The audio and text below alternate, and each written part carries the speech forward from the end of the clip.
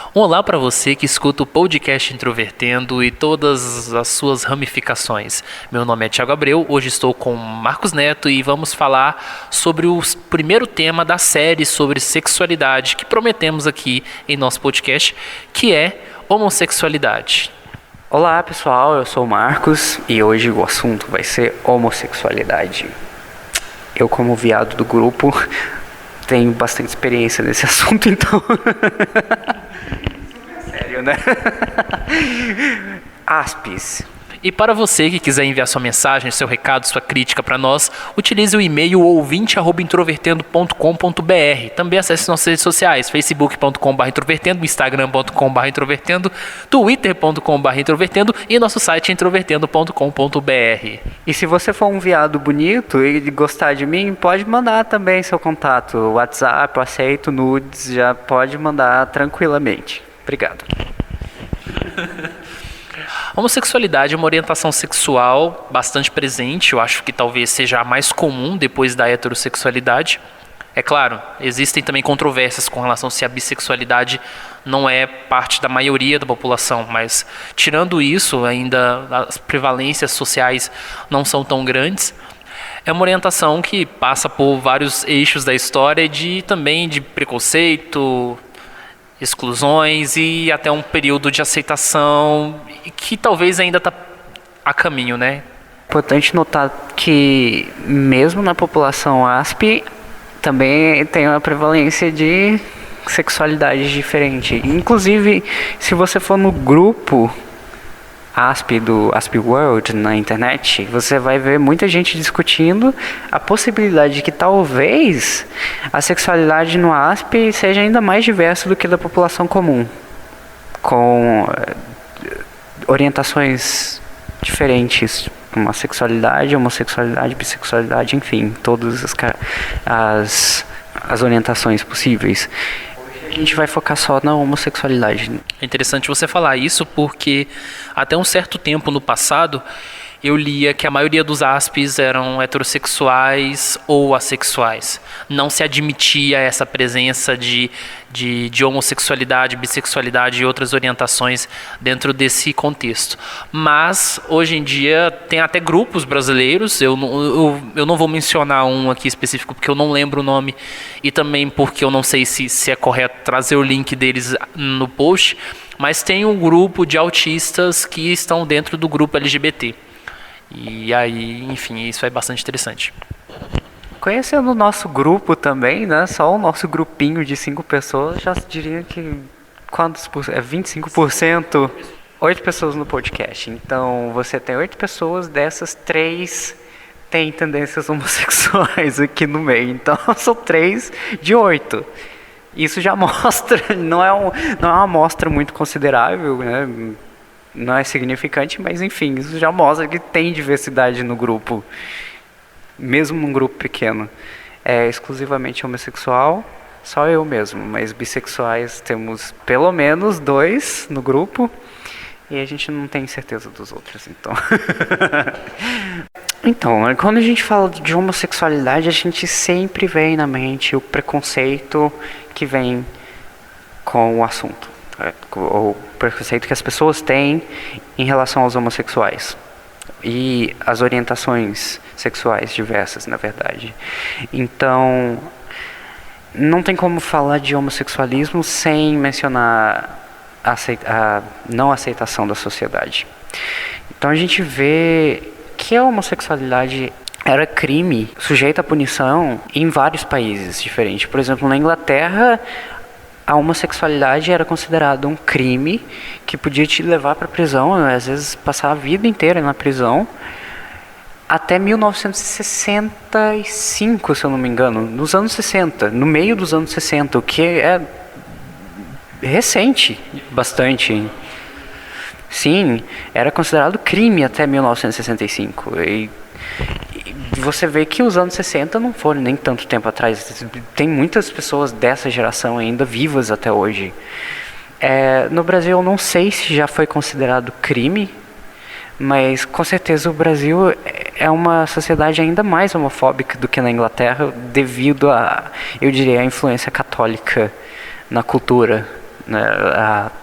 A parte sul da Europa, o sul europeu, por ser católico, é bem mais homofóbico do que o resto da Europa, e essa influência carregou para o resto da América Latina e para todos os países da América em geral, né? Essa influência religiosa acabou influenciando o jeito que a sociedade vê os homossexuais como sendo um pecado, uma transgressão e algo para ser condenado.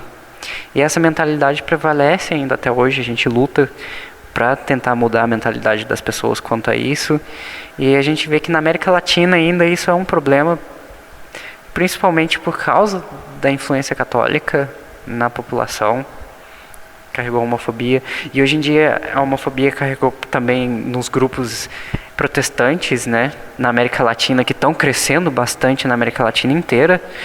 O que é preocupante porque os grupos protestantes são muito mais extremistas quanto à posição deles contra homossexuais. A gente vê pastores que são abertamente, extremamente homofóbicos, que em alguns países na Europa seriam categorizados como sendo um crime de ódio, de incitação a ódio.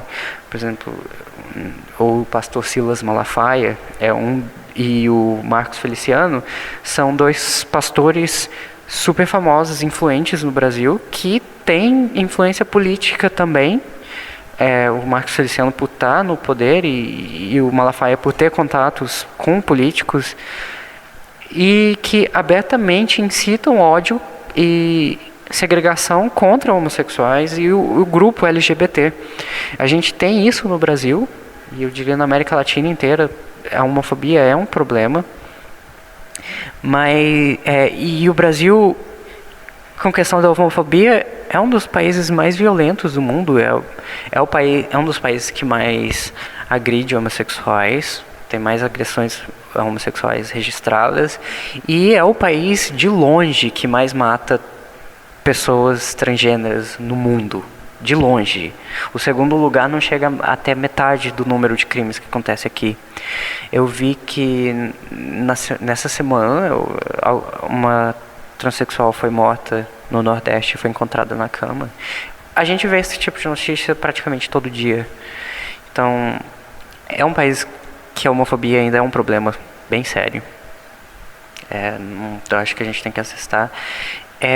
A religião aqui ainda é prevalente, e a visão que a religião tem sobre esses assuntos carregam para o resto da sociedade. É irônico você ver o comportamento das pessoas, porque você vê que na minha opinião, eu acho que pelo menos a bissexualidade está presente. Eu diria 30% da população. É um número razoável. Nos Estados Unidos você tem estatísticas falando que apenas 3,2% das pessoas se declaram como homossexuais, que é um número muito pequeno, mas eu sinceramente acho que esse é um número que é muito mais baixo do que o número real, por causa da homofobia. Nem todo mundo se sente confortável em se assumir perante a sociedade nessas estatísticas. Esse número de 3,2%, principalmente você considerando a realidade de uma cidade grande igual Goiânia, você vê que esse número é muito pequeno para representar realmente a população homossexual local.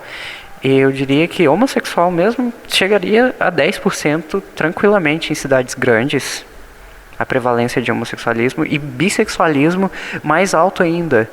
Com tendências bissexuais, até 30% da população, um terço da população teria tendências bissexuais. A gente sabe que entre mulheres, por exemplo, isso seria bem próximo da realidade, 30% de tendências bissexuais. Não necessariamente de pessoas que agem no instinto, mas que a orientação não depende do ato, né? Porque a gente tem... É importante notar que existem pessoas héteros que acabam tendo relacionamentos homossexuais, por exemplo, na pornografia gay, por exemplo, a maioria dos atores, na verdade, são héteros, então, ou bis, mas muitas vezes héteros mesmo, acabam indo para pornografia gay por vários motivos. Então, existem pessoas héteros que praticam atos homossexuais sem necessariamente possuírem a orientação homossexual. E do mesmo modo, existem pessoas que têm a orientação, mas não agem o impulso. Por exemplo, muitas pessoas bissexuais reprimem o lado homossexual e se consideram héteras, principalmente pelo fato de só manifestarem o lado heterossexual. Às vezes reprimem a orientação de verdade. A gente vê isso pelo fato do Brasil, apesar de ser muito homofóbico e ser o país que mais mata transgêneros no mundo, é o país que mais consome pornografia transexual no mundo. Essa é a ironia. Como que é um país que odeia tanto esse tipo de pessoas é o país que mais consome esse tipo de situação, esse tipo de pornografia? A gente presume, então, que muitas pessoas se reprimem socialmente da orientação real delas, e isso é bastante devido à influência social, né? A gente sabe que o Brasil ainda é uma sociedade patriarcal, machista, em muitos lugares ainda são bem machistas. Goiânia, por exemplo, ainda é um lugar bem machista. Então, você tem que orientação sexual é vista como tabu ainda, bastante. Na comunidade universitária, isso é um pouco melhor, porque as pessoas têm mais acesso à informação, então é mais acostumada com isso. Mas quando você sai do ambiente universitário, a situação em Goiânia ainda é bem homofóbica, dentro das famílias, por causa da religião e da cultura, ainda é bem prevalente. Então, você tem muitas pessoas que se reprimem. Muitas pessoas. A gente vê isso pelo consumo de pornografia. E é um país que consome muita pornografia, principalmente nesse estilo homossexual e transexual, mas que você vê repressão quanto a isso. Agora, pensando na questão do autismo, existe uma noção muito impregnada de que pessoas com deficiência no geral, e se a gente for considerar o autismo e a síndrome de Asperger dentro desse eixo, são pessoas que não têm sexualidade ou que não expressam sua sexualidade. Eu acho muito cômodo as pessoas pensarem que os autistas que se relacionam geralmente se relacionam de forma heterossexual. E eu fico pensando qual é o impacto de de ser uma pessoa autista e ter relacionamentos homossexuais. Pois é, né? Essa é uma pergunta interessante, porque pelo que a gente vê, pelo menos no nosso grupo, e o que eu vejo também na internet do pessoal se expondo, que a sexualidade ASP é complicada. Não tem como ignorar o fato de que a gente tem bastante problemas quanto à sexualidade. É um assunto complicado para as pessoas com Asperger's, porque a gente tem problemas de relacionamento sociais. Eu percebo que no meu caso tem uma dificuldade de relacionamento, de conexão, até às vezes física também, com pessoas, por serem pessoas, devido ao fato de ser ASP. Então, a sexualidade no ASP, pelo que a gente vê, é bem complicada. É uma questão bem mais complexa. Eu não diria que a maioria dos ASPs é assexual. As pessoas têm essa mania de classificar os autistas como sendo assexuais, mas o que eu acho que na verdade ocorre é o problema de manifestar a sexualidade no autista.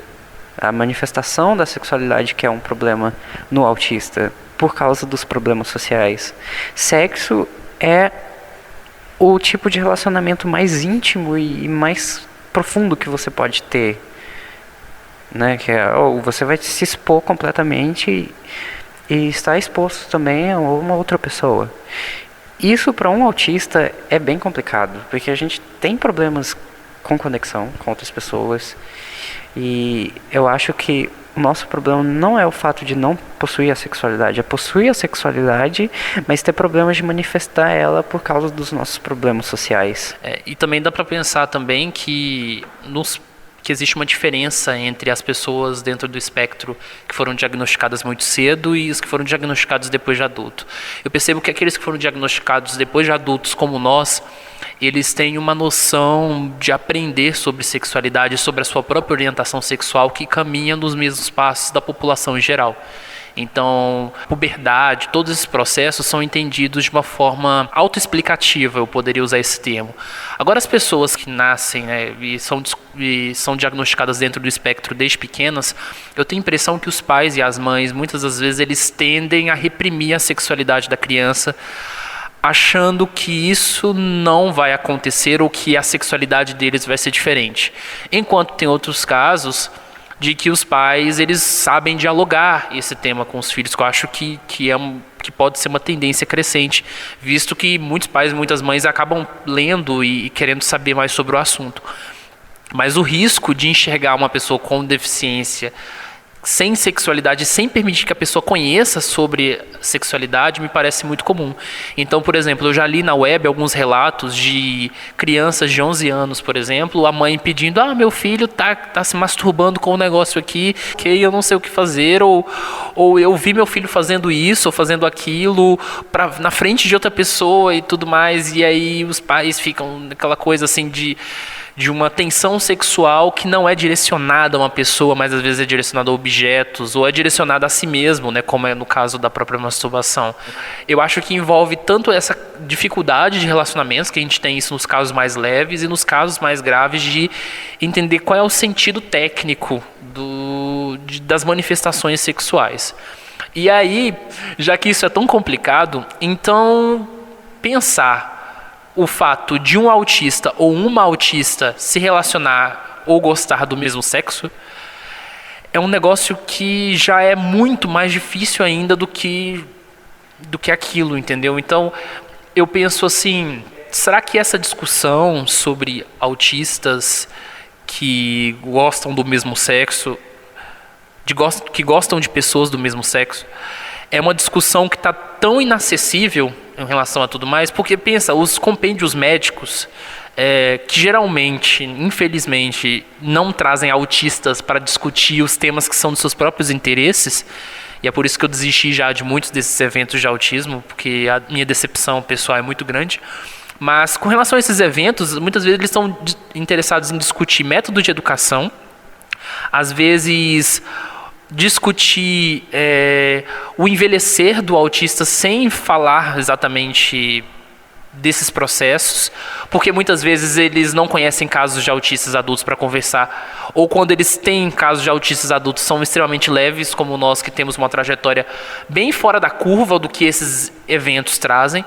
Então, no fundo, eu penso, qual é o espaço de um autista homossexual na comunidade autista no geral? E minha impressão é que eles estão totalmente excluídos, totalmente de fora. Excluídos, você fala da comunidade, você fala, eles não têm visibilidade? Talvez. Eu diria que ser um autista homossexual ou com tendências homossexuais o que já complica algo que já é complicado, por causa da resposta social que tem contra o homossexualismo, né? Então, você já tem um problema de relacionamentos sociais com autismo, já vem com todas as dificuldades em se relacionar com pessoas, e o fato de ser homossexual ou ter tendências homossexuais já complica o que já é complicado bastante. E a comunidade homossexual projeta sempre essa imagem de que é um grupo de pessoas extrovertidas, que a gente é família e que somos tipo uma comunidade, quando na verdade para o autista isso é extremamente assustador, né? Porque a última coisa que a gente gostaria é de ter uma comunidade e ficar no meio de pessoas extrovertidas, porque isso assusta a maioria da gente, eu diria, dos aspes, pelo menos. Então, isso adiciona dificuldade pra gente, né? Então, isso complica bastante a dinâmica de interação, e eu acho que isso realmente aliena a gente, exclui a gente da comunidade, deixa a gente mais afastado, mais marginalizado dentro da própria comunidade LGBT e principalmente da sociedade, mais ainda, né? Sim, eu concordo totalmente. É como se a comunidade fosse exatamente o oposto do que um autista homossexual provavelmente é. Então, ele é duplamente excluído entre os autistas, muitas vezes, que não fazem parte da maioria, e dentro da própria comunidade. Bom, como toda parte na vida, a gente pode aprender a se adaptar à situação, né? Que é o que a gente aprende a se adaptar em todos os ambientes sociais, né? Por ser ASP, por ser uma forma mais leve de autismo, muitas das vezes a gente consegue adaptar a realidade local, né? Então, a gente tem que aprender a se... Como um autista homossexual, você tem que aprender a lidar com a sociedade no geral e, além disso, lidar com a comunidade LGBT, que muitas vezes a gente é muito diferente da maioria dos outros LGBTs, então a gente não tem muita coisa em comum, que exclui a gente bastante, aliena e marginaliza bastante os ASPs. Então a gente, como um bom ASP, a gente tem que aprender a lidar, né, com essa situação toda que dificulta bastante. Então eu acho que seria bom um acompanhamento para os ASPs, né? Um acompanhamento para desenvolver e entender melhor sobre a sexualidade. Eu acho que isso é importante para um ASP, porque é uma área complicada e é importante também encontrar pessoas que sejam compatíveis, porque a nossa sexualidade geralmente manifesta de uma forma diferente. Então, mas isso não significa que não existam pessoas na comunidade geral que tenham uma sexualidade parecida. Geralmente existem pessoas assim, só é um pouco mais complicado encontrá-las, mas elas existem. Por experiência própria, posso falar, tem pessoas compatíveis sexualmente, é só mais difícil encontrar. E neste momento, Marcos, que não participou do nosso episódio de sofrência, aliás, eu queria agradecer a galera que curte esse episódio, porque ele é um dos mais ouvidos da história do nosso podcast. Ele vai contar algumas histórias de alguns casos ou coisas que nem chegaram a ser casos, mas para delimitar um pouco a questão dos relacionamentos. Isso aí, Thiago, valeu por jogar na cara, né? Mas como um ASP... Minha vida em termos de relacionamento é um desastre. Eu diria que todo ASP que eu conheço é um desastre também em relacionamentos. A gente lida com muita frustração com as outras pessoas por ter dificuldade em relacionamentos. Então, criar relacionamentos é difícil. O círculo social do ASP é pequeno. Então, vamos já falar a realidade. O nosso círculo social é pequeno. A gente tem poucos amigos. Poucos amigos de amigos. Então a gente não é introduzido a novas pessoas constantemente. Na verdade, a gente tem muitos poucos amigos. Então a gente não chega a conhecer pessoas novas constantemente. Que é uma das coisas essenciais para construir relacionamento. Você precisa conhecer pessoas. E é melhor conhecer pessoalmente. Porque, sinceramente, apps de relacionamento levam a desastre em 90% dos casos. Não tem como nem falar. A maioria é um desastre. É bom conhecer pessoas novas pessoalmente, mas isso é muito mais difícil para um ASP, porque a gente tem um círculo social pequeno.